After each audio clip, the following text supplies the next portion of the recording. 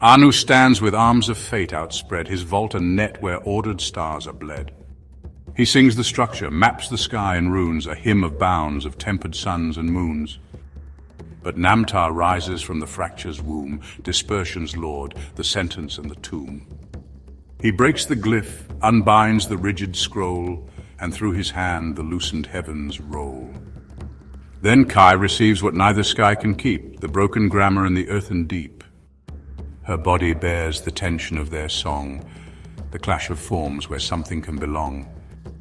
Not peace, but balance drawn in stress and scar, the earth emerges from a stellar war. From Anu's will and Namtar's deathless cry, a place is formed where gods and dust may lie.